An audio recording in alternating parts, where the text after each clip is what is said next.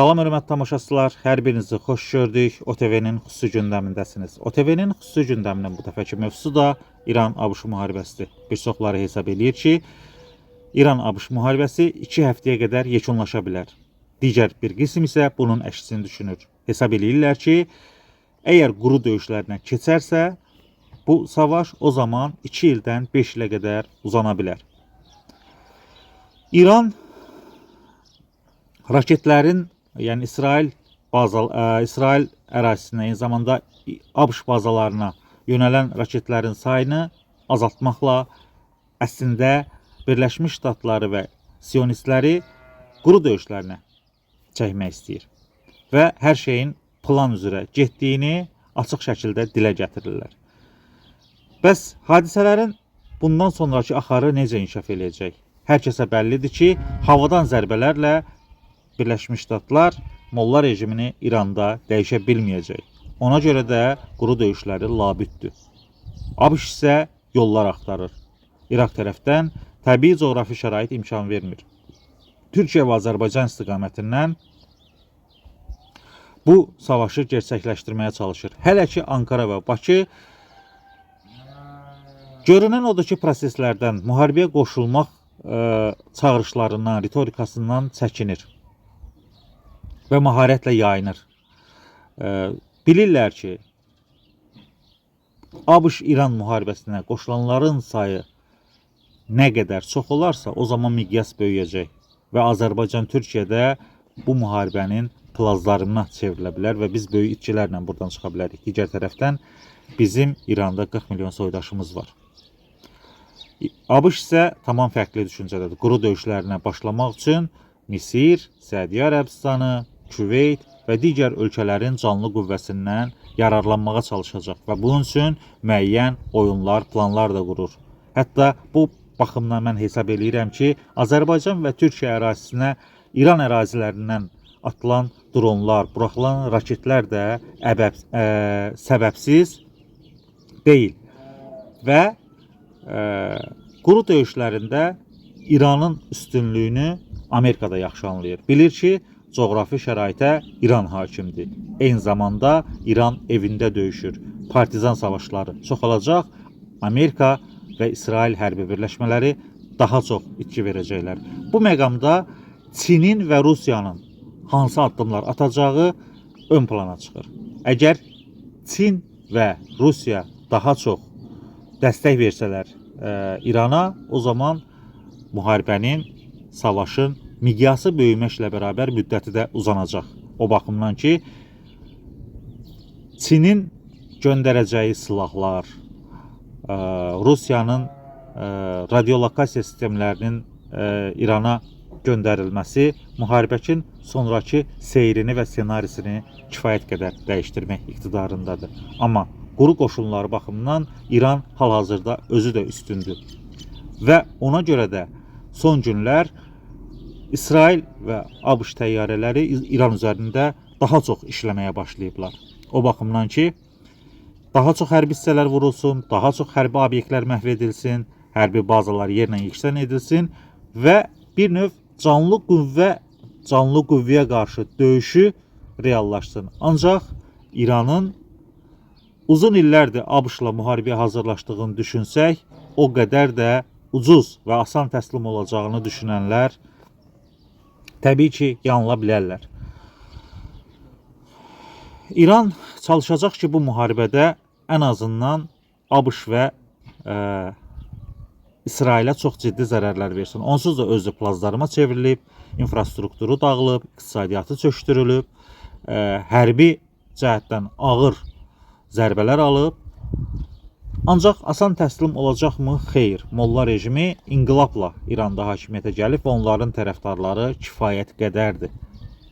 Hətta mən deyərdim ki, 50%-dən də çoxdur bəlkə də. Şah rejimini istəyənlər də var. Demokratik dövlət qurulmasını arzulayanların da sayı çoxdur. İstənilən halda İranda düşüncə siyasi dəyişiklik baxımından çox müxtəlifdir.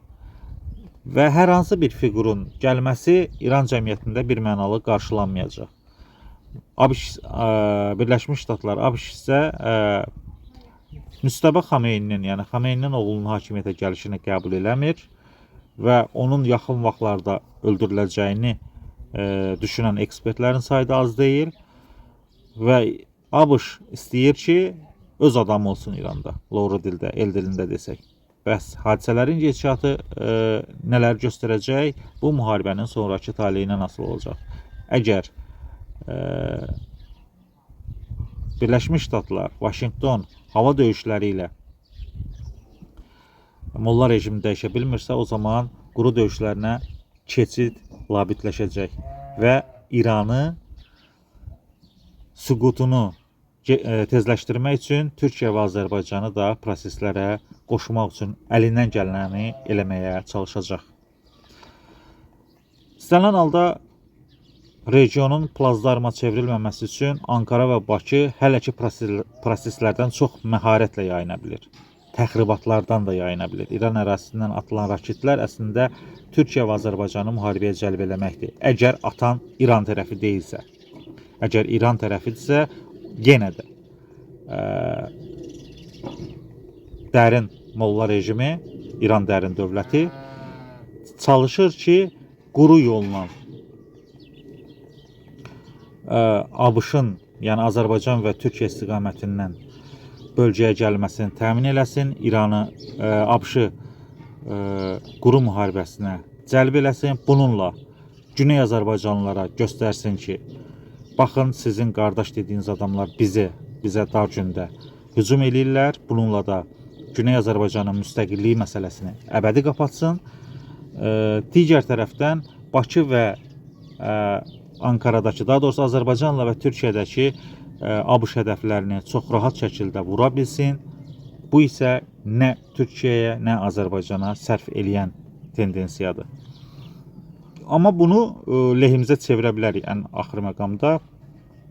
Azərbaycan və Türkiyə öz ərazilərində təhlükəsizliyi təmin etmək üçün Güney Azərbaycan ərazilərində tampon bölgə, təhlükəsiz zona yarada bilər. Və hadisələrin gedişatı onu göstərir ki, Azərbaycan və Türkiyə proseslərdən hələ bir müddət yayına biləcək. Ancaq İranın süqutu yaxınlaşarsa və Bakı və Ankara düşünsə ki, artıq Molla rejimi həqiqətən də gedir, çökür, o zaman müharibəyə qoşulması hər iki ölkənin mümkündür. Amma biz İranda müharibənin daha uzun müddət davam eləməsinin əleyhinəyik dövlət olaraq. Ona görə ki, sülhlə hər şeyi müzakirə eləmək, danışıqlar masasına qayıtmaq mümkündür. Təbii ki, danışıqlar masasından imtina edən ilk tərəf İran olub və indi bəlasını çəkir. Digər tərəfdən ona görə biz müharibənin tez bir zamanda bitməsini istəyirik ki, İranda bizim 40 milyon soydaşımız var. Təbriz, Ərdəbil, Miyana, Xoy, Salmaz, bu kimi şəhərlər qədim Azərbaycan şəhərləridir. Bizim tarixi memarlığımız ciddi zərər görür və ona görə də istənilən halda Azərbaycan müharibənin qısa zamanda bitməsini istəyir. Ancaq mənim fikrimcə İran, ABŞ-İsrail savaşı quru döyüşlərdən keçərsə, bu partizan savaşına qədər gedib çıxacaq və müharibənin sonluğu 2 ildən 5 ilə qədər çəkə bilər. Hətta İranı vətəndaş müharibəsi də gözləyir deyə bilərik. Belə hörmətli tamaşaçılar, sağ olun, salamat qalın. Sizin məsələ ilə bağlı fikirləriniz də çox maraqlı olduğu üçün şərh bölməsində yaza bilərsiniz. Bir də şərh bölməsində bizi hardan izlədiyinizi yazın ki, biz sizə ora salam göndərək. Sağ olun, salamat qalın, özünüzdən müğayət olun. OTV-ni və xüsusi gündəmi də izləməyi unutmayın. Hələlik.